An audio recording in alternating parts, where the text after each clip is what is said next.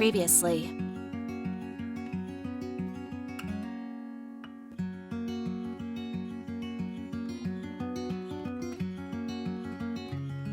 Hi, everybody. If you haven't watched the previous episodes yet, make sure you watch them and come back. I'm Anna, and today I'm having a wonderful revenge. So I stood there in the middle of the locker room and wondered if I really needed this. On the one hand, I wanted to put Ariel in her place. She dared to take everything from me with a single flick of her brow. On the other hand, people aren't fools, and they'll immediately understand who exactly made a setup for our little mermaid. Because no one else had access to the cheerleader outfits except me. Yeah, being cheerleading team captain wasn't only an opportunity to show your sexy shape in public and be the main beauty of the school. It was also a responsibility to ensure that everything would be just perfect at the performance, including the team's outfits. For some reason, I can't imagine the captain of a rugby team washing his players' uniforms with his own hands. I didn't actually wash anything, but it was my duty to check the outfits. Whether they were fine and suitable, they just had to be perfect. Otherwise, the opponents would just smear us in the game. The spring games were scheduled next week. Chad, the team's captain, was already preparing his team. I heard the guys swearing he was completely mad, and no one had any time to do anything but practice. Well, and our cheerleading training was behind closed doors. We prepared a very special number. Thanks to Ariel, we never had a girl who wanted to stand alone at the top of the pyramid. But the new girl turned out to be both thin enough and tough enough for this trick. I wanted to take advantage of this by humiliating her in front of the entire stadium. First, honestly, I thought I'd just ruin her outfit so that she'd be naked in front of the whole crowd. Then I remembered the winter ball and how I'd turned it all to my advantage. The new girl had a better shape than me, and I didn't think she'd be surprised at her sudden nudity, but rather she would turn it all to her advantage. But if I add just a little thing to this elegant plan, and it was a scabies powder, which I planned to pour into her outfit, just a harmless prank, a couple of bucks, but the result is 100% guaranteed. It's unlikely anyone will admire a naked and itchy newbie who will fall from the top of the pyramid because of itching. Moreover, to make it even more juicy, I put a lot of powder in the, hot zones of the outfit. And I used a blade for the elastic bands, hoping they would burst at the end of the show. After such a multifaceted attack, I no longer felt so much anger inside. I even giggled a couple of times while no one was looking. Of course, Dora noticed it, and I guess she thought all these wonderful events had finished me. But she didn't say anything. Others didn't give a damn about me, but it only came in handy. The first game coincided with the first day of spring. By then, the school's stadium was dry enough that the players didn't look like big mud heaps. But the fans were still wrapped in jackets and scarves. Yeah, and the cheerleaders were tough girls. We were always cold, only wearing our short outfits and skirts, and we envied the penguins in the audience. Personally, I was warmed by the idea it would all end today. Ariel would be flushed down the toilet. Well, she would definitely know her place. That means all her fans will come running to me, and they will lay at my feet, begging me to forgive them and take them back. And I'd think about the ones I would let back into my royal company. I was so deep in my thoughts about my triumphant comeback that I almost missed the beginning.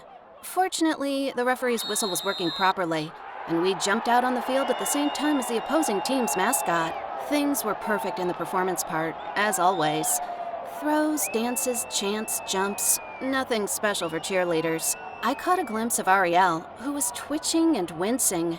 That's right, she'd already sweated enough for the powder to start working, and she wouldn't scratch it because it's the same performance. So, our boys score the winning goal. We run out to the stadium and start to line up in a pyramid. Me, as the captain, immediately stood in the center.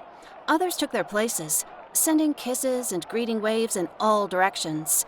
One by one, the girls were thrown up until it was a turn for the top of the pyramid.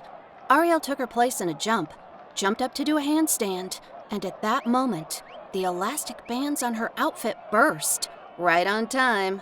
Still, I'm pretty good at planning some mischief. Ariel stood on her hands at the very top of the pyramid, and her swimsuit said goodbye to her right before her eyes, revealing ordinary, closed underwear, which was not beautiful or sexy at all.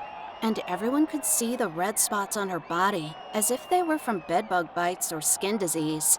I almost dropped the girls because of my joy at that moment. I wanted to sing, dance, and smile because the stadium was roaring, and it was clear from some shouts the new girl would never be the queen of the school. But this skank didn't give up. In addition, she performed until the end of the show, and then went out for a bow, as if it was all okay and it was right. And the whole stadium, I mean, our team fans applauded her. It was a shame my prank didn't work out. Was I wasting my time with her? But the truth was evident, and Ariel didn't stop loving me. On the contrary, despite allergies, that's what she called her strange red spots, she performed well until the end, and deserved a lot of admiration. And all the other girls now considered her a great fellow who will never let the team down. Anyway, I wasted money and my nerves again, and in vain. Now I had to witness the increasing admiration for Ariel. Even Dora, who didn't care much about anything other than lessons, finally moved into the enemy's ranks and stopped following me around. However, as it turned out, Dora had other reasons for doing so.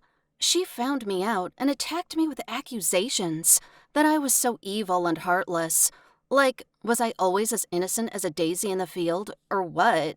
But for some reason, it was very insulting and painful. Or did I just hate the only person at school who used to be really on my side, but was now accusing me of something? Then it turned out Dora wasn't the only one with a brain. Of course. How could I forget that Ariel was the second best in my class? She ambushed me in the schoolyard after school. I was walking to the parking lot as usual, and there I was literally kidnapped by my ex-girlfriends so that I could be taken to the new girl. I hissed and fought back, but Laura and Mickey didn't listen to me. They had a mission, and they didn't care about the consequences. That's why I chose them as my friends at the time. I knew it. Now it turned against me. Ariel didn't ask me any riddles. She didn't even suggest, but consistently described all the actions I did while preparing my mischief. If I didn't know there were no cameras in the locker rooms, I would have thought she saw everything with her own eyes. My first thought was just to laugh in her face and leave. What would she do to me? Revenge?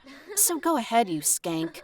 I wouldn't even worry too much, because my position at school at that moment was already too low. Moreover, words aren't evidence, and you definitely need something other than simple assumptions for something serious, like a showdown in the principal's office.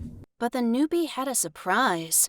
There was a camera, but not in the locker room, but in her locker. And she herself claimed she didn't think about the setup for me. She just automatically left the camera there, as at her previous school, the girls from the team often spoiled each other's props. So it's all my fault for not checking and destroying the evidence. And with this video, Ariel was about to go to the principal.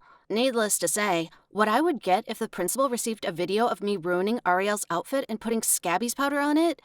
Exclusion, shame, and the locked room again. But being a good girl, the newbie offered me a choice. She would delete the recording, even give it to me if I wanted, so that I had no doubt there would be no more blackmail. If I pay her $5,000. Otherwise, there would be a trial, and perhaps even a more serious punishment than just exclusion from the school, because the powder caused Ariel not only psychological trauma, but it was also harmful to her health. She even got a certificate from the hospital, stating in black and white about a severe allergic reaction. In fact, it could be judged as an attempt on her life. She doesn't care I didn't plan anything like this. If the principal knew this information... Yeah, I wouldn't end up just in a locked room in my parents' house. Okay, but $5,000? Yeah, my family is rich enough and that's not big money for them. My mom spends that on weekly shopping. But my parents wouldn't give me that sum. I could ask, of course, but they would definitely ask me why I, a schoolgirl, needed so much. If they always bought me everything I needed, my pocket amount was $500 a month. So even if I gave Ariel this amount from my own wallet, it would take almost a year and I would have nothing. That's what I said, but Ariel just shrugged and gave me a week to find the money. She refused to take my jewelry or gadgets instead. She said that it was a matter of principle. She wanted to teach me a lesson and not blackmail me, so that I would be smarter in the future.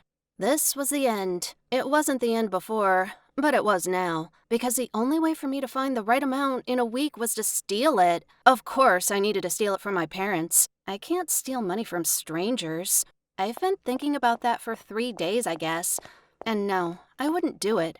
I couldn't commit a crime. I even talked to Dora, just because I believed she could somehow understand me. But our nerd said it was better for me to confess and not give in to the blackmail. Well, that's the right thing to do. But in this case, the risk was too great. So I had to strain my spy brain and prepare for the theft of the century, which I would do in my spare time, because my dad's safe wasn't a bank. It was much worse.